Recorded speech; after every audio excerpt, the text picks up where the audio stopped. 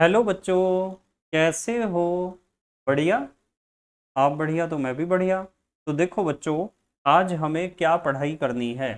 आज है हमारे पास क्लास 11th का यूनिट नंबर 6 का वीडियो नंबर 12। तो बेटे ये छठे यूनिट का 12वां वीडियो है। और इससे पहले 11 वीडियो आपको प्ले लिस्ट में भी मिल जाएंगे, नीचे डिस्क्रिप्शन में भी मिल जाएंगे, और कुछ समय बाद आई बटन में भी लिंक आ जाएगा, जहां आप यूनिट नंबर 6 को पूरा पढ़ सकते हो, समझ सकते हो, और अपने सुंदर से नोट्स बना सकते हो, जो एग्ज़ाम में आपकी बहुत ज़्यादा हेल्प करेंगे। इसी के साथ साथ आपको नीचे डिस्क्रिप्शन में पीडीएफ नोट्स का लिंक भी मिल जाएगा, और आप पीडीएफ नोट्स के लिए टेलीग्राम पर भी सर्च कर सकते हो KMD सहारनपुर। तो देखते हैं आज का हमारा टारगेट क्या है। आज बेटे हमें पढ़ना है ऊष्मागतिकी के एनसीईआरटी के उदाहरण। और ये ऊष्मागतिकी वाले यूनिट के एनसीईआरटी के उदाहरण का भाग नंबर 1 है। और इसमें हम डिस्कस करेंगे उदाहरण नंबर 1 से लेकर 7 तक। ठीक है, तो देखते हैं सबसे पहला क्वेश्चन क्या है। उदाहरण नंबर 6.1 का मतलब है छठे यूनिट का पहला उदाहरण। इसमें कहा गया है एक निकाय की आंतरिक ऊर्जा में परिवर्तन बताइए। यदि हमें आंतरिक ऊर्जा में परिवर्तन बताना है, यदि के बाद नंबर 1। मैं इससे पहले एक बात समझाना चाहता हूँ, इस क्वेश्चन को करने से पहले आपको ऊष्मागतिकी के प्रथम नियम का गणितीय रूप जरूर आना चाहिए, जिसमें मैंने आपको सिखाया था delta E Q plus W. ये फार्मूला आपको याद होना चाहिए सबको। ऊष्मागतिकी के प्रथम नियम का गणितीय रूप आप इसे ऐसे भी लिख सकते हैं, डेल्टा U = Q+W। ऐसे भी आप लिख सकते हो। अब देखो, इस फार्मूले में आपको एक चीज़ ध्यान रखनी है। Q का मतलब आपको पता है, Q का मतलब क्या है? ऊष्मा। और W का मतलब क्या है? W का मतलब है कार्य। अब मान लो आपके पास एक निकाय है, मान लो आपके पास एक निकाय है। यहाँ मैं एक निकाय बनाता हूँ। ये एक पिस्टन लगा हुआ है, ये पिस्टन लगा दिया हमने सिलेंडर के ऊपर, और इसमें हमने भर रखी है गैस। ये जो गैस भर रखी है, इसे मैं कह रहा हूँ कि ये निकाय है या तंत्र है या सिस्टम है। अब देखो, सबसे पहले मैं बात करूंगा क्यू की, कि क्यू के बारे में आपको क्या पता होना चाहिए। मान लो आप परिवेश से निकाय को ऊष्मा दे रहे हो। जब भी निकाय को ऊष्मा दी जाती है तो क्यू का मान आपको लेना चाहिए प्लस में। ध्यान रखो इस चीज। जब भी आप परिवेश से निकाय को या तंत्र को ऊष्मा देते हो तो क्यू का मान आपको प्लस में लेना चाहिए। और यदि निकाय से ऊष्मा परिवेश में जाती है तो क्यू का मान हमें लेना चाहिए माइनस में, यानी ऊष्मा का मान ऋणात्मक होता है। पहली बात तो क्यू की बात तो हमने क्लियर कर ली। अब हम क्लियर करेंगे डब्लू। यदि आप निकाय के ऊपर कार्य करते हो, जैसे पिस्टन को मान लो आप नीचे की तरफ दबाते हो, तो आप इस गैस के ऊपर कार्य करोगे ना, निकाय के ऊपर कार्य करोगे। यदि आप निकाय के ऊपर कार्य करते हो तो उस समय कार्य का मान आपको प्लस में लेना चाहिए, यानी डब्लू का मान प्लस में लेना चाहिए।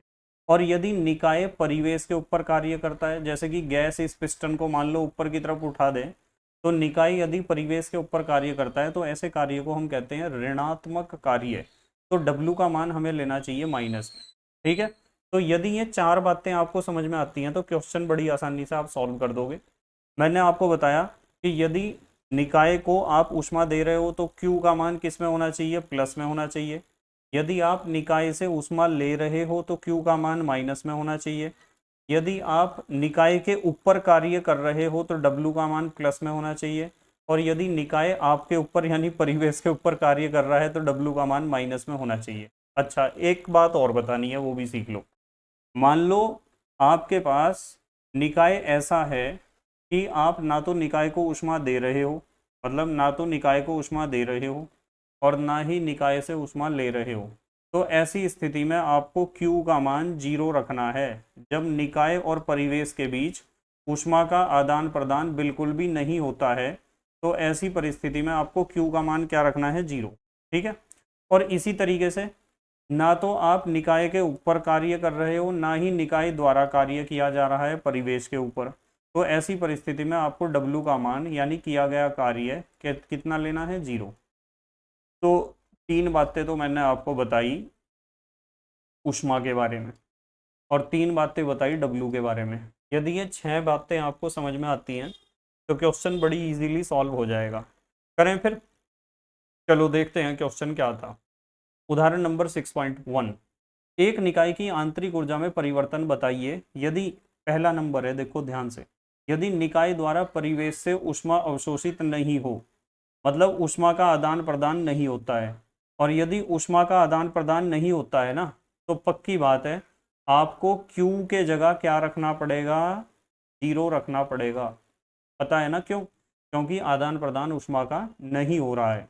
तो इन्होंने कहा निकाय द्वारा परिवेश से ऊष्मा अवशोषित नहीं हो, परंतु निकाय पर W कार्य किया जाए, निकाय पर कार्य किया जाए, और जब निकाय पर कार्य किया जाता है तो W का मान आपको प्लस में लेना होता है। देखो यहाँ प्लस में ही ले रखा है, W का मान किस में ले रखा है, प्लस में, देखो प्लस में है ना। निकाय की दीवारें किस प्रकार की होंगी, ये भी बताना है कि निकाय की दीवारें किस प्रकार की होंगी। तो सॉल्व करते हैं, चलो देखो यहाँ से हमने इसका उत्तर लिखा है, हमें पता है फार्मूला क्या है, delta U is equal to Q plus W. इसमें डेल्टा U पता है ना आपको किसे कहते हैं, आंतरिक ऊर्जा में परिवर्तन। Q किसे कहते हैं, ली गई या दी गई ऊष्मा, और W का मतलब निकाय पर किया गया कार्य या निकाय द्वारा किया गया कार्य। तो डेल्टा U जो है ना बेटे, डेल्टा U के जगह तो हमने डेल्टा U ही लिखा है, आप डेल्टा E भी लिख सकते हो, और Q के जगह हमने लिख दिया है 0। पता है ना Q के जगह 0 क्यों लिखा है, इसलिए लिखा है ना तो निकाय से ऊष्मा प्राप्त हो रही है ना निकाय को दी जा रही है। जब ऊष्मा का आदान प्रदान नहीं हो रहा है तो Q का मान तो 0 ही रखेंगे, और W का मान हमने प्लस में ही रखा है क्योंकि हम निकाय पर कार्य कर रहे हैं। तो यहाँ क्या हो जाएगा फिर बताओ, यहाँ हो जाएगा भाई 0 तो लिखने की जरूरत नहीं, delta U is equal to W हो जाएगा, delta U is equal to W. तो ये तो हुआ आंतरिक ऊर्जा में परिवर्तन। इन्होंने पूछा था ना कि एक निकाय की आंतरिक ऊर्जा में परिवर्तन बताइए, हमने बता दिया आंतरिक ऊर्जा में परिवर्तन बराबर किया गया कार्य। किस पर किया गया कार्य, निकाय पर। फिर इन्होंने यह भी पूछा था कि दीवारें किस तरह की होंगी। मुझे एक बात बताओ कि जब निकाय की दीवारों से हम ऊष्मा का आदान प्रदान नहीं कर पा रहे हैं, मान लो ये निकाय है हमारा, ये निकाय है, और इसकी दीवारें जो हैं ना तो ऊष्मा बाहर जा रही है और ना तो ऊष्मा अंदर आ रही है, इसका मतलब ये है कि दीवारें जो हैं वे कैसी हैं, कुचालक हैं या रुद्धोष्म हैं, यानी ऊष्मा का आदान प्रदान नहीं कर सकती हैं ये दीवारें। तो यहाँ लिखा हुआ है कि दीवारें कैसी हैं, रुद्धोष्म या कुचालक भी आप लिख सकते हो, या इंसुलेटर लिख सकते हो, या ऊष्मा रोधी लिख सकते हो, क्योंकि निकाय और परिवेश के बीच ऊष्मा का आदान प्रदान नहीं हो रहा है। अगला क्वेश्चन देखते हैं, question number second, part second, निकाय पर कोई कार्य नहीं किया जाए। भाई जब निकाय पर कार्य नहीं किया गया तो W का मान तो आप 0 रखोगे ही, ठीक है। निकाय पर कोई कार्य नहीं किया जाए परंतु ऊष्मा की मात्रा Q निकाय को परिवेश को दे दी जाए, निकाय से परिवेश को दे दी जाए। जब परिवेश को ऊष्मा दी जाती है ना तो Q का मान आपको माइनस में लेना चाहिए। देखो माइनस में ही लिया है हमने Q का मान। तो आप क्या करोगे, आप W की जगह तो रखोगे 0 और Q की जगह रखोगे आप माइनस का Q, ठीक है। तो ये क्या हो जाएगा, ये हो जाएगा, ये हो जाएगा हमारे पास delta U is equal to, Q की जगह तो हमने लिखा है माइनस का Q, देखो Q की जगह माइनस Q, और W की जगह हमने 0 रख दिया है। तो 0 को तो लिखने की जरूरत नहीं, क्या हो जाएगा delta U is equal to minus Q। तो ये तो हुआ आंतरिक ऊर्जा में परिवर्तन, इतना होगा माइनस Q के बराबर। और दीवारें कैसी होंगी, सुचालक। क्यों होंगी सुचालक, ये बात आपको समझ में आ गई होगी। भाई दीवारें सुचालक इसलिए होंगी क्योंकि दीवारों से ऊष्मा का आदान प्रदान हो रहा है ना, भाई ऊष्मा का आदान प्रदान हो रहा है, ऊष्मा दी जा रही है निकाय से परिवेश को। तो ऊष्मा यदि दीवारों से होके गुजर रही तो दीवारें तो सुचालक ही होंगी, फिर ऊष्मा की सुचालक होंगी। आप ज्यादा अच्छा लिखना चाहते हो तो ऐसे लिख सकते हो कि ऊष्मा की सुचालक है। चलो खैर थर्ड पार्ट देखते हैं, निकाय द्वारा W मात्रा का कार्य किया जाए एवं Q मात्रा की ऊष्मा निकाय को दी जाए, यह किस प्रकार का निकाय होगा। निकाय द्वारा W मात्रा का कार्य किया जाए, जब निकाय कार्य करता है ना तो कार्य का मान ऋणात्मक लेना चाहिए। जब निकाय कार्य करता है, निकाय द्वारा कहा ना इन्होंने, तो निकाय कार्य कर रहा है तो W का मान हमने माइनस में ले लिया, तथा Q मात्रा की ऊष्मा निकाय को दी जाए, निकाय को हम ऊष्मा दे रहे हैं तो Q का मान आप रखोगे प्लस में। तो जब ये वैल्यू पुट करोगे, फार्मूला है delta U is equal to Q plus W, value put करोगे तो आपको Q की जगह तो क्या लिखना है, प्लस का Q लिख दिया, W की जगह क्या लिखना है, माइनस का W लिख दिया। तो आंतरिक ऊर्जा में परिवर्तन होगा delta U is equal to Q minus W. और यह उन्होंने इस बार यूं नहीं पूछा कि दीवारें कैसी हैं, इस बार उन्होंने पूछा है कि निकाय कैसा है। निकाय ऐसा है कि ऊष्मा का आदान प्रदान हो रहा है, द्रव्य का आदान प्रदान नहीं हो रहा है, तो ऐसे निकाय को हम कहते हैं बंद निकाय। क्या कहते हैं, बंद निकाय। मैंने आपको पढ़ाया था ना बंद निकाय के बारे में, भाई खुला निकाय, बंद निकाय, विलगित निकाय, ये सारे पढ़ाए थे। ठीक है, ऐसे क्वेश्चन पेपर में आने के चांस होते हैं बहुत ज़्यादा, जैसे हमने इस क्वेश्चन के पहले क्वेश्चन के 3 पार्ट सॉल्व किए हैं। अब आते हैं उदाहरण नंबर 6.2 पर, छठे यूनिट का दूसरा उदाहरण। 10 वायुमंडलीय दाब और 25 डिग्री सी ताप पर किसी आदर्श गैस के 2 लीटर समतापीय रूप से निर्वात में तब तक प्रसारित होते हैं जब तक कि इसका कुल आयतन 10 लीटर न हो जाए। जब तक कि इसका कुल आयतन 10 लीटर ना हो जाए। देखो पहले कितना था भाई, पहले था ये लिखा हुआ है 2 लीटर। 2 लीटर गैस थी और उसे कहाँ तक फैला दिया हमने, 10 लीटर तक। और निर्वात में फैलाया है, ध्यान रखना है, निर्वात में बाह्य दाब 0 होता है। ठीक है, फिर इन्होंने कहा है इस प्रसरण में कितनी ऊष्मा अवशोषित होगी, बता देंगे, एवं कितना कार्य किया जाता है, कार्य भी बताना है कितना होगा। अभी बताते हैं। देखो आप क्वेश्चन को एक बार समझ लो ध्यान से, क्या है। इन्होंने कहा है कि आपके पास 2 लीटर गैस है और निर्वात में आपने उसे फैला दिया 10 लीटर तक, तो यूं बताओ कितनी ऊष्मा अवशोषित होगी फैलाने के लिए और कितना कार्य किया जाएगा। ये 2 बातें पूछी गई हैं। देखो सॉल्व करते हैं, उत्तर देखो। इन्होंने पहले आयतन कितना दे रखा था गैस का, 2 लीटर, हमने लिख लिया V1 is equal to 2 litre. फिर आयतन इन्होंने कितना कर दिया, 10 लीटर, हमने लिख दिया V2 is equal to 10 litre. आयतन में कितना परिवर्तन हुआ है, डेल्टा V का मतलब आयतन में परिवर्तन, तो आप V2 माइनस V1 कर दोगे, यानी 10 में से 2 घटा दोगे, कितना हो जाएगा, 8 लीटर आपने चेंज करा है आयतन में। और P एक्सटर्नल बाह्य दाब निर्वात में कितना होता है, 0। निर्वात में हवा तो होती ही नहीं है, और जब हवा नहीं है, निर्वात का मतलब निर माने विदाउट, वात माने वायु, हवा के बिना जो जगह होती है उसे निर्वात कहते हैं। और जब वहाँ हवा ही नहीं है तो वहाँ दाब कहाँ से होगा, तो इसलिए हमने P एक्सटर्नल कितना लिख रखा है, 0 लिख रखा है। समतापीय प्रक्रम के लिए डेल्टा ई कितना होता है, 0। ये बात मैंने आपको पढ़ा रखी है कि जो आदर्श गैस के लिए समतापीय प्रक्रम होता है उसके लिए आंतरिक ऊर्जा परिवर्तन डेल्टा ई का मान 0 होता है। फार्मूला लगाओ आप प्रथम नियम का उष्मागति की, delta E is equal to Q plus W. Delta E कितना है, देखो ये लिखा हुआ है डेल्टा ई कितना है, 0। तो डेल्टा ई के जगह हमने 0 लिख दिया, क्यू के जगह हमने क्यू ही लिखा, डब्ल्यू की जगह डब्ल्यू इसलिए लिखा क्योंकि क्यू की वैल्यू यदि यहाँ से निकाल लोगे तो प्लस का डब्ल्यू उधर जाके माइनस का डब्ल्यू हो जाएगा, ये हो जाएगा Q is equal to minus W, हो गया। तो Q is equal to minus W से हमें सॉल्व करना है, यानी ऊष्मा कितनी अवशोषित होगी, माइनस डब्ल्यू के बराबर। और आपको पता है कि माइनस डब्ल्यू यानी किया गया कार्य निकालने का तरीका है पी डेल्टा वी। तो P डेल्टा वी, माइनस का निशान हमने जूंगा तुम लगा रखा है, P माने P एक्सटर्नल और डेल्टा V माने आयतन में परिवर्तन।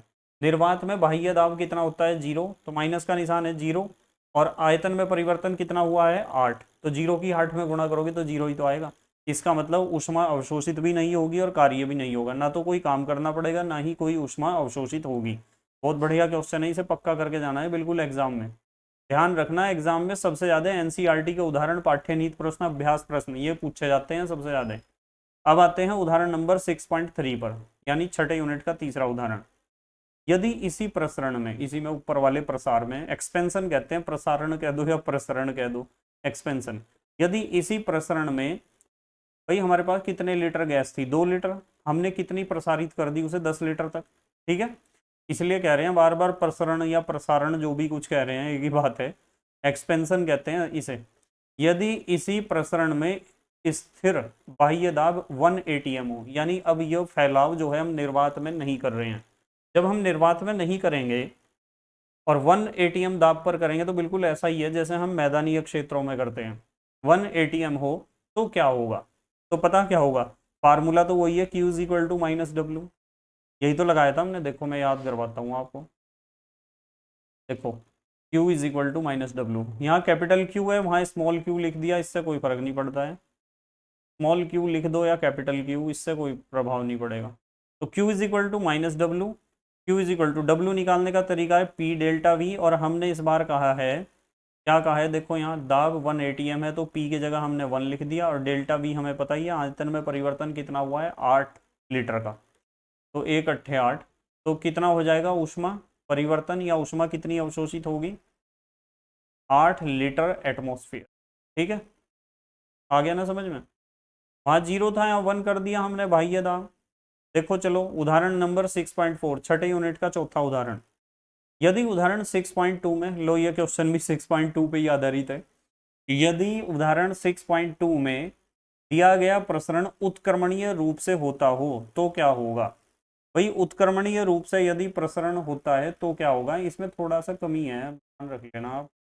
हाँ जो है ना आपका जो प्रेशर है, वो जो हमारी स्टेट बोर्ड की बुक है ना, ये एनसीईआरटी वाली, इसमें थोड़ी सी गलतियां हैं, उसकी वजह से बच्चे कंफ्यूज होते हैं। इस क्वेश्चन में 10 ATM भी होना चाहिए, कर लेना ऐड आप। ठीक है, मैंने लिख दिया, किस तरह लिखना है आपको, पेज ऊपर करूँगा ना इसलिए फिर वो वहीं रहेगा, 10 ATM होगा। इन्होंने कहा हमें पता है formula Q is equal to minus W है, और W निकालने का एक फार्मूला होता है, इस फार्मूले को आप याद रख लेना, इस फार्मूले इंपॉर्टेंट फार्मूला है, कभी कभार ज़रूरत पड़ जाती है। ठीक है, याद रख लेना, 2.303 NRT log V final upon V initial, final माने लास्ट वाला आयतन, इनिशियल माने पहले वाला आयतन। 2.303 ज्यों का त्यों है, मोलों की संख्या हमने ली है 1, R की वैल्यू हमने ली है 0.821। यहाँ कन्फ्यूज होते हैं बच्चे बहुत ज़्यादा, सर आपने R की वैल्यू ये क्यों ले ली, यहाँ कन्फ्यूज होते हैं, मैं बताता हूँ क्यों। देखो नॉर्मली आपको पता है R की वैल्यू कितनी होती है, R की वैल्यू गैस कांस्टेंट कितना होता है, 0.0821, यही तो होता है, 0.0821 litre atmosphere mole inverse kelvin inverse. अब मैं आपको एक बात बताता हूँ, आर की वैल्यू ये जो होती है ना, ये जब होती है जब आपका वायुमंडलीय दाब कितना हो, 1 हो, या एक बार दाब हो, मोटे तौर पे आप कह सकते हो। क्योंकि ये जो आर की वैल्यू निकाल ली जाती है ना, ये आर की वैल्यू निकाल ली जाती है NTP पर, नॉर्मल टेम्परेचर प्रेशर पर, और NTP पर आपको पता है कि प्रेशर कितना होता है, प्रेशर होता है 1 ATM, कितना होता है 1 ATM होता है प्रेशर। तो 1 ATM पे यदि आर की वैल्यू इतनी है, और हमारा सवाल कहता है कि 10 ATM प्रेशर है, तो 10 ATM पर जब आप आर की वैल्यू निकालोगे ना, तो 1 ATM पर जो आर की वैल्यू होती है उसमें आप 10 से मल्टीप्लाई कर दोगे, और जब 10 से मल्टीप्लाई करोगे तो 10 में एक जीरो होता है, तो 0.1 अंक आगे आ जाएगा यहाँ, तो ये हो जाएगा 0.821, इसलिए मैंने आर की वैल्यू ये ली है। अब आपके दिमाग में फिर एक क्वेश्चन खड़ा हो रहा होगा कि सर मतलब ऐसा क्यों हुआ है, कैसे करा आपने कि दाब बढ़ गया, यदि बाह्य दाब बढ़ गया तो आर की वैल्यू क्यों बढ़ा दी। देखो मैं बताता हूँ क्यों। आपको आदर्श गैस समीकरण तो याद है, P V is equal to R T, एक मोल के लिए देख लो, P V is equal to R T, यही तो है। यदि यहाँ से मैं आर का फार्मूला बनाना चाहूँ तो आर का फार्मूला क्या बनेगा, आर का फार्मूला बनेगा पी वी अपॉन टी। अब इस आर के फार्मूले को देख लो ध्यान से, इसमें आपको पता है कि आर जो है वो अनुक्रमानुपाती है बाह्य दाब पी, यानी R is directly proportional to pressure. और यदि प्रेशर हमने 10 गुना कर दिया तो मैं यहाँ क्या लिखूँगा फिर, प्रेशर यदि 10 गुना कर दिया, नीचे लिखता हूँ चलो यहाँ, प्रेशर यदि 10 गुना कर दिया तो आर की वैल्यू हो जाएगी 10 गुना पी वी अपॉन टी। तो हमने प्रेशर 1 ATM की जगह 10 ATM ले रखा है ना, इसलिए आर की वैल्यू जो भी होती है उसमें किससे मल्टीप्लाई करनी पड़ेगी, 10 से। आर की जो भी वैल्यू होती है उसमें 10 से मल्टीप्लाई करनी पड़ेगी, इसलिए हमने 10 से गुणा करी है वहाँ। समझ में आई ना बात। तो इसलिए आर की वैल्यू हमने जो ली है वो 0.0821 ना लेकर 0.821 ली है। क्यों ली है, क्योंकि क्वेश्चन में 10 ATM है प्रेशर, तो हमने 2.303 की जगह 2.303 रख दिया, एन की जगह हमने 1 मोल ले लिया, आर की जगह हमने 10 गुना कर दिया वैल्यू को, आर की वैल्यू को, और टी हमारे पास 298 केल्विन है। टी 298 केल्विन है ना, क्वेश्चन में दिया था ना 25 डिग्री सी ताप। देखो मैं याद दिलवाता हूँ आप, क्वेश्चन में ये देखो ये दे रखा था 25 डिग्री सी ताप। तो इसलिए डिग्री सी को केल्विन में बदलने के लिए आपने क्या करा है, उसमें 273 जोड़ा है। तो 25 में जब 273 जोड़ते हो तो कितना आता है, 298। इसलिए टेम्परेचर हमने 298 लिया है। लोग ज्यों का त्यों है। वी फाइनल गैस का अंतिम आयतन कितना था, 10 लीटर। वी इनिशियल गैस का प्रारंभिक आयतन कितना था, 2 लीटर। तो 2 पंजे 10। तो ये सारी वैल्यू 2.303 ज्यों का त्यों, 1 ज्यों का त्यों, 0.821 ज्यों का त्यों है, 298 ज्यों का त्यों है। और log 5 की वैल्यू आपको याद रखनी पड़ेगी 0.6990। जब इन सब की मल्टीप्लाई करोगे, गुणा करोगे, तो ये आ जाएगा 393.85 लीटर एटमॉस्फेयर। ठीक है, तो इतना हमारा उत्तर आया है इस क्वेश्चन का, चौथे क्वेश्चन का या चौथे उदाहरण का। अब आते हैं हम उदाहरण नंबर 6.5 पर, छठे चैप्टर का या छठे यूनिट का पांचवा उदाहरण। इसमें कहा है जल वाष्प को आदर्श गैस मानने पर, जल वाष्प मान लो हमारा आदर्श गैस है, 100 डिग्री सी एवं 1 बार दाब पर 1 मोल जल के वाष्पीकरण में परिवर्तन। यार इसमें भी मिस प्रिंटिंग हो रही, इसे भी सही कर लेना। वाष्पीकरण में यहाँ आना चाहिए था एंथैल्पी। एंथैल्पी को क्या लिखूं, एच लिख दूं क्या, एच लिख दूं। तो एंथैल्पी परिवर्तन वैसे डेल्टा एच से लिखा जाता है, एंथैल्पी परिवर्तन कर लेना इसे सही आप। इस तरह की मिस प्रिंटिंग होती है। देखो पहली बार स्टेट बोर्ड की बुक हमारी प्रिंट हुई है ना एनसीईआरटी के अकॉर्डिंग, तो उसमें मिस्टेक्स हैं छोटी छोटी, बच्चे कंफ्यूज हो जाते हैं। तो जल वाष्प को आदर्श गैस मानने पर 100 डिग्री सी एवं 1 बार दाब पर 1 मोल जल के वाष्पीकरण में एंथैल्पी परिवर्तन, यहाँ एंथैल्पी आना चाहिए था, एंथैल्पी परिवर्तन 41 किलो जूल प्रति मोल पाया गया। ठीक है, आंतरिक ऊर्जा परिवर्तन की गणना कीजिए। कर लेंगे गणना। जब 1 मोल जल को 1 बार दाब एवं 100 डिग्री सी पर वाष्पीकृत किया जाए, बिल्कुल कर लेंगे। थोड़ा सा पेज ऊपर उठा लेता हूँ। देखो ताप दे रखा था 100 डिग्री सी, तो 100 में हमने 273 जोड़ दिया है, ये हो गया है 373 केल्विन, ये तो हो गया हमारा टेम्परेचर। उसके बाद प्रेशर दे रखा था 1 बार, हमने लिख लिया। और मोलों की संख्या 1 मोल ऊपर दे रखा था क्वेश्चन में, 1 मोल हमने लिख दिया। डेल्टा एच एंथैल्पी परिवर्तन कितना दे रखा था, 41 किलो जूल प्रति मोल। डेल्टा यू आंतरिक ऊर्जा में परिवर्तन हमें ज्ञात करना है। और आर की वैल्यू होती है, देखो अब यहाँ भी थोड़ा सा समझने वाली बात है। आर की वैल्यू वैसे होती है, कितनी होती है आर की value, 8.3 joule mole inverse kelvin inverse, ये होती है ना आर की वैल्यू। पर आपने देखा होगा यहाँ 8.3 में मैंने गुणा कर रखी है 10 की घात -3, यानी इसे जूल को किस में बदल रखा है, किलो जूल में। या तो 1000 से भाग कर दो या 10 की घात -3 से गुणा कर दो, बात तो एक ही है। तो जूल को किलो जूल में क्यों बदला है, ये बात समझनी पड़ेगी ना। जूल को किलो जूल में इसलिए बदला है क्योंकि आर की वैल्यू नॉर्मली जूल में होती है, पर यहाँ डेल्टा एच को देख तो लो ध्यान से। डेल्टा एच इन्होंने किलो जूल में नहीं दे रखा, क्या किलो जूल प्रति मोल।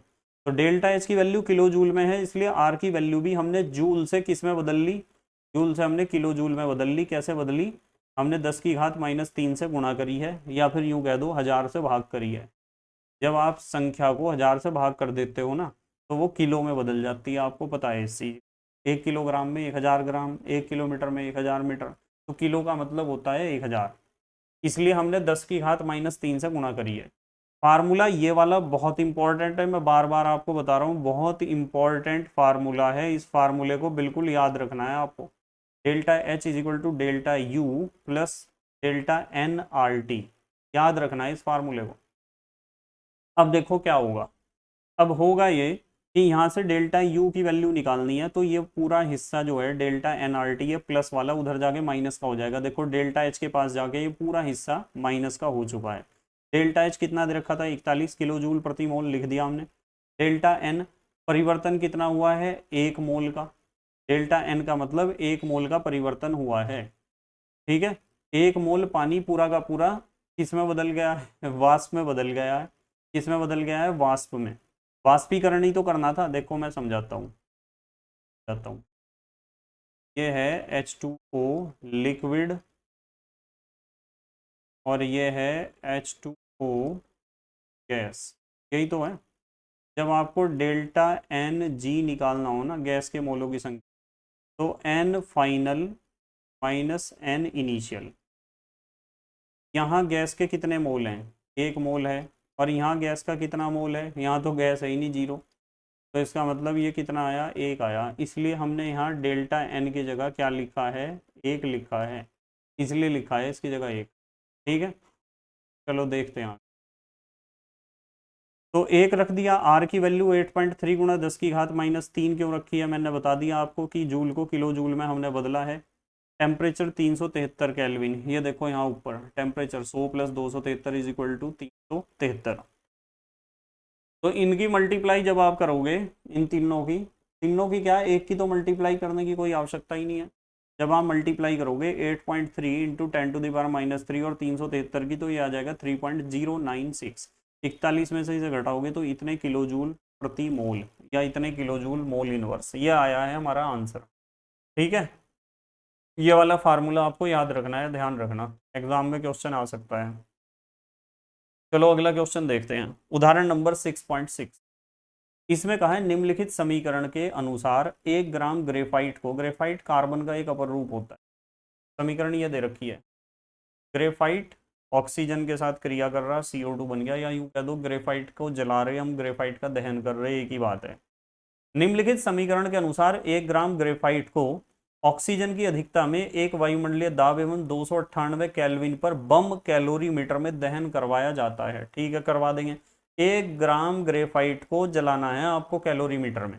अच्छा एक बात बताओ, यदि मैं आपको कह दूं कि मेरे पास ये कैलोरीमीटर है, लो कैलोरीमीटर में जो हम जलाएं, ये कैलोरीमीटर है, और इसमें मैंने यहाँ रख रखा है ग्रेफाइट, 1 ग्राम ग्रेफाइट रख रखा है, इसे मैंने जलाया, तो जलाने से जितनी ऊष्मा इसने छोड़ी होगी या उत्पन्न करी होगी, वो सारी ऊष्मा कहाँ गई होगी, कैलोरीमीटर में गई होगी।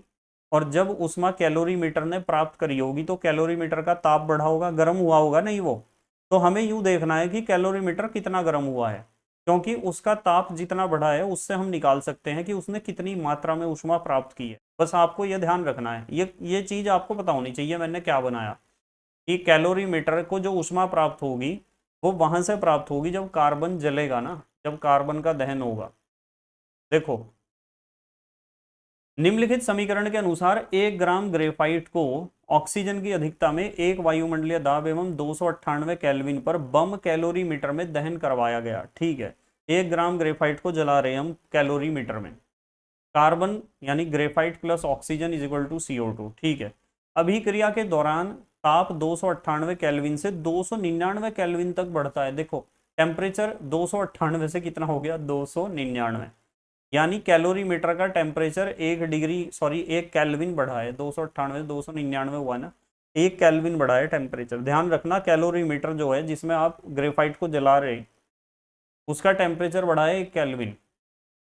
यदि बम कैलोरीमीटर की ऊष्माधारिता 20.7 किलो जूल प्रति केल्विन हो, देखो बहुत काम की चीज है ये। यहाँ लिखा हुआ है कि कैलोरीमीटर का टेम्परेचर जब 1 केल्विन बढ़ता है ना, तो उसे इतनी ऊष्मा चाहिए, इतनी 20.7 किलो जूल। और यहाँ टेम्परेचर देखो 298 से 299 हुआ है, 1 केल्विन ही तो बढ़ा है टेम्परेचर, और 1 केल्विन टेम्परेचर बढ़ने के लिए उसे इतनी ऊष्मा चाहिए, इसका मतलब उसे इतनी ऊष्मा मिली होगी, कैलोरीमीटर को 1 ग्राम ग्रेफाइट के जलने से इतनी ऊष्मा मिली होगी, क्योंकि कैलोरीमीटर की ऊष्माधारिता इतने 20.7 किलो जूल प्रति केल्विन है। 1 केल्विन यदि उसका टेम्परेचर बढ़ता है तो उसे इतनी ऊष्मा चाहिए, और टेम्परेचर बढ़ भी तो रहा है 1 केल्विन, 298 केल्विन से 299 केल्विन हो रहा। इसका मतलब पक्की बात है कि 1 ग्राम कार्बन को या ग्रेफाइट को जब आप जलाते हो तो कितनी ऊष्मा पैदा करता है वो, 20.7 किलो जूल प्रति केल्विन। इतनी ऊष्मा वो पैदा करता है 20.7 किलो जूल, क्योंकि इतनी उसने उसे दे दी कैलोरीमीटर को, और उतना टेम्परेचर बढ़ गया। ऊष्मागतिकी का शून्य नियम पढ़ा था ना आपने, कि किसी पदार्थ द्वारा दी गई ऊष्मा बराबर दूसरे पदार्थ द्वारा ली गई ऊष्मा, यही तो था शून्य नियम। और ऊष्मा का आदान प्रदान तब तक होता रहता है जब तक कि दोनों वस्तुओं के या पदार्थों के ताप बराबर न हो जाएं। तो उपरोक्त अभिक्रिया के लिए एक वायुमंडलीय दाब एवं 298 केल्विन पर एंथैल्पी परिवर्तन क्या होगा। बहुत सिंपल क्वेश्चन है, देखो जरा। ग्रेफाइट दे रखा है इन्होंने 1 ग्राम, ग्रेफाइट का द्रव्यमान 1 ग्राम है। C plus O2 equal to CO2, साथ में निकलती है ऊष्मा। डेल्टा टी 299 हो गया था और पहले था 298, 1 केल्विन का अंतर आया है। कैलोरी मीटर की ऊष्माधारिता दे रखी है इन्होंने 20.7 किलो जूल प्रति केल्विन दे रखी है ना ऊष्माधारिता। तो अभिक्रिया के लिए एंथैल्पी परिवर्तन हमें निकालना है। हमें पता है 1 ग्राम ग्रेफाइट द्वारा दी गई ऊष्मा बराबर कैलोरी मीटर द्वारा ली गई ऊष्मा के बराबर है। ठीक है, 1 ग्राम ग्रेफाइट द्वारा दी गई ऊष्मा कैलोरी मीटर द्वारा ली गई ऊष्मा। तो ये माइनस का निशान हमने इसलिए लगाया क्योंकि कैलोरी मीटर ऊष्मा को प्राप्त कर रहा है। जब ऊष्मा ली जाती है तो माइनस में और दी जाती है तो प्लस में। माइनस जो का तुम कैलोरी मीटर द्वारा ली गई ऊष्मा यदि आपको निकालनी है तो उसकी ऊष्माधारिता गुणा ताप में उसका कितना वृद्धि हुआ है ये देखना है। माइनस का निशान जो का तू है, उसकी ऊष्माधारिता है 20.7 और टेम्परेचर में चेंज हुआ है 1 केल्विन का, क्योंकि आपको पता है 298 से 299 हुआ है टेम्परेचर। तो इसकी मल्टीप्लाई 1 में करोगे तो आ जाएगा -20.7 kilo joule, minus 20.7 kilo joule. कितना हुआ है? -20.7 किलो जूल। ठीक है, अब देखो एक बात बताता हूँ मैं आपको, कार्बन कितना था? 1 ग्राम। कार्बन कितना था? 1 ग्राम। तो 1 ग्राम कार्बन ने इतनी ऊष्मा पैदा करी है। 1 ग्राम ग्रेफाइट या कार्बन के जलने से इसमें इतनी ऊष्मा पैदा हुई है। अच्छा मुझे एक बात बताओ, यदि मैं कहूँ आपको 1 मोल कार्बन बराबर इतने ग्राम कार्बन, तो यहाँ रिक्त स्थान में क्या आना चाहिए भाई? किसी भी पदार्थ का 1 मोल लोगे ना तो उसका भार उसके परमाणु भार या अणु भार के बराबर होगा। और कार्बन कोई अणु तो है नहीं, परमाणु है। और कार्बन का परमाणु भार होता है 12। ठीक है, ये चीज आपने मोल कंसेप्ट वाले चैप्टर में पढ़ी होगी, मैंने बहुत डिटेल में एक्सप्लेन किया है मोल कंसेप्ट, मोल संकल्पना। और यदि नहीं समझ रहा है ना तो समझ लेना जरूर। ठीक है, देखो 1 मोल कार्बन का मतलब 12 ग्राम कार्बन है, क्योंकि कार्बन का परमाणु भार 12 होता है। तो हमें पता है कि हमारे पास वो जो कार्बन था, जो ग्रेफाइट था, जो हमने कैलोरी मीटर में रख रखा था, वो तो 1 ग्राम था। तो 1 ग्राम कार्बन ने तो इतनी ऊष्मा पैदा करी, 1 ग्राम ग्रेफाइट ने।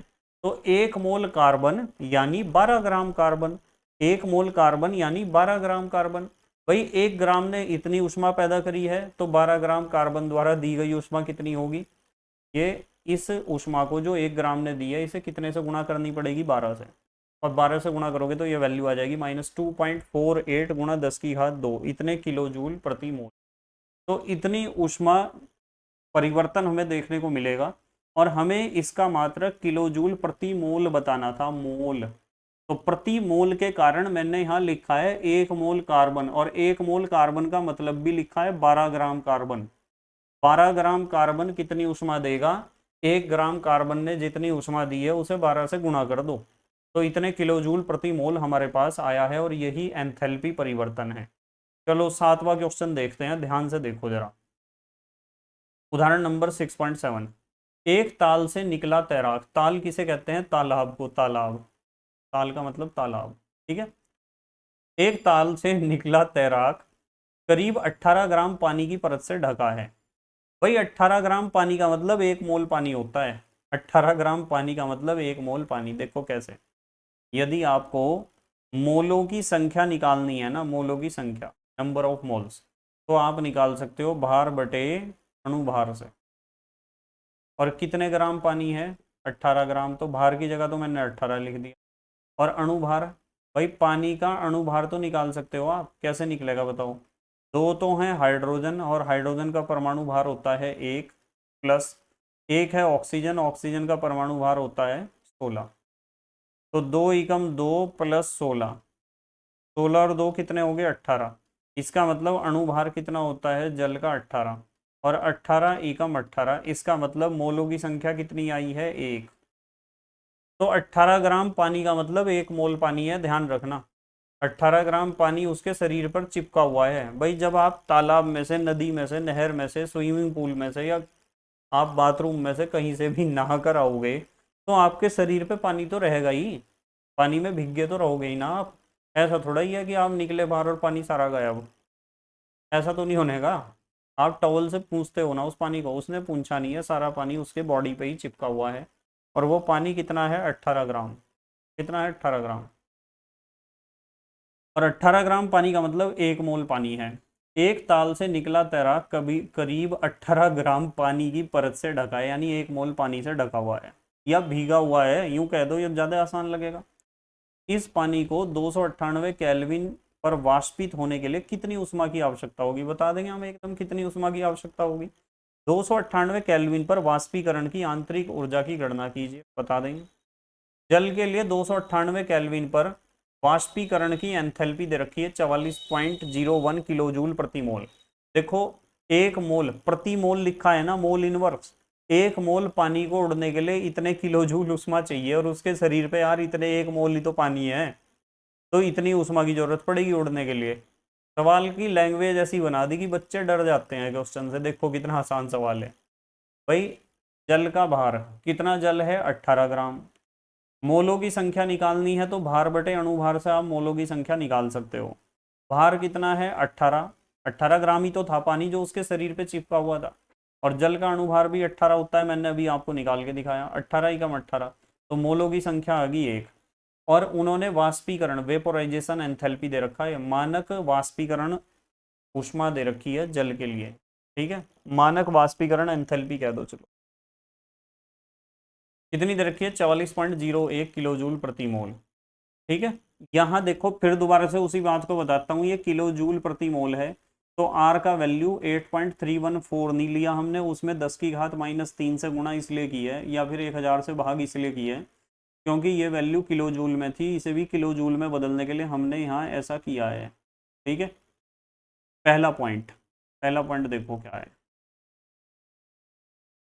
अतः तैराक के शरीर से 18 ग्राम यानी 1 मोल पानी को उड़ाने के लिए आवश्यक ऊष्मा, भाई 1 मोल पानी को उड़ाने के लिए आवश्यक ऊष्मा इतनी तो चाहिए जितनी उसकी है ऊष्मा दे रखी है उन्होंने, एंथैल्पी परिवर्तन 44.01 किलो जूल, इतनी तो उसे ऊष्मा की आवश्यकता पड़ेगी, ऊर्जा की आवश्यकता पड़ेगी पानी को उड़ने के लिए, 1 मोल पानी को या 18 ग्राम पानी को। पहला आंसर तो ये हो गया। दूसरा पूछा है वाष्पीकरण की आंतरिक ऊर्जा बताओ। भाई वाष्पीकरण की आंतरिक ऊर्जा फिर वही फार्मूला आ गया, delta U equal to delta H minus delta N R T. ठीक है, डेल्टा एच हमें दे रखा है, हमने लिख दिया। डेल्टा एन 1 - 0, आपको पता है 1 - 0 कैसे आया। ठीक है, 1 mole N, N final minus N initial, सारा भाप बन गया। कैसे बन गया चलो दोबारा बता देता हूँ एक बार। हमारे पास था H2O लिक्विड, और H2O लिक्विड को आपने बदल दिया H2O वाष्प में या गैस लिख दूं। तो यदि आपको डेल्टा एन जी निकालना है, गैस के मोलों की संख्या में परिवर्तन, तो गैस के मोल फाइनल यानी प्रोडक्ट में कितने हैं, और गैस के मोल इनिशियल यानी रिएक्टेंट्स में कितने, इधर कितने गैस के मोल हैं, 1 है, और इधर तो गैस है ही नहीं, तो यहाँ मैं 0 लिखूँगा, तो 1 में से 0 गया 1, इसलिए यहाँ 1 - 0 लिख रखा है। समझ में आई ना बात, क्यों लिख रखा है 1 - इसलिए लिख रखा है 1 - तो डेल्टा एच जो का त्यों, डेल्टा एन की जगह हमने 1 - 0, आर की वैल्यू 8.314 गुणा 10 की घात -3 क्यों करा है पता है ना, ये किलो जूल में था, तो आर को भी किलो जूल में कन्वर्ट करने के लिए हमने 10 की घात -3 से मल्टीप्लाई किया है। और टेम्परेचर कितना है, 298। अब ये तो जो का तुम है, इन तीनों की मल्टीप्लाई करोगे 2.48 आ जाएगा, और इसमें से इसे घटाओगे तो 41.53 किलो जूल ये वाष्पीकरण की आंतरिक ऊर्जा है। ठीक है, या आंतरिक ऊर्जा में परिवर्तन भी आप इसे कह सकते हो। तो ये कितने हुए क्वेश्चन, ये हुआ था हमारा क्वेश्चन नंबर 7। उदाहरण नंबर 6.7 तक हमने कंप्लीट कर दिए हैं। बीच बीच में जहां आपको लगता है कि स्क्रीनशॉट ले लेना चाहिए या पोज करके लिख लेना चाहिए, वहां वीडियो को पोज कर लिया करो और लिख लिया करो। हैंड रिटन नोट्स बनाते रहो बेटे अपने, हैंड रिटन नोट्स। और मैं आपको एक बात स्पष्ट रूप से बताता हूँ कि ज़्यादातर टीचर क्या करते हैं, थ्योरी के वे पोर्शन, थ्योरी का हर वो पार्ट करा देते हैं जो उन्हें अच्छा लगता है। मतलब वे किसी सीक्वेंस में नहीं चलते हैं, उनकी आदत यह है कि जो उन्हें अच्छा लगता है उसे पढ़ा दिया, कहीं से कुछ भी पढ़ा दिया, एक सीक्वेंस में चलते ही नहीं है। और एनसीईआरटी के सारे क्वेश्चन कराते ही नहीं है, एनसीईआरटी के उदाहरण पाठ्यनीति अभ्यास प्रश्न कराते ही नहीं है। और सबसे ज़्यादा इंपॉर्टेंट यही चीज़ें हैं एनसीईआरटी की बुक, आपकी कंसेप्ट आपको अच्छे से क्लियर होने चाहिए, और एनसीईआरटी के सारे उदाहरण, पाठ्य निहित प्रश्न और अभ्यास प्रश्न आपको आने चाहिए। इसलिए मैं आपको कहता हूँ कि थोड़ा सा मेहनत करनी पड़ेगी आपको। मैं तो अपनी तरफ से कर ही रहा हूँ, मेहनत आपको भी करनी पड़ेगी, ठीक है। और मेहनत करोगे तो उसका परिणाम बहुत अच्छा होगा, पक्की बात है। तो thank you very much for watching this video. बस मेहनत और ईमानदारी से पढ़ाई करते रहो, फल बहुत अच्छा मिलेगा, पक्की बात है। Okay, bye.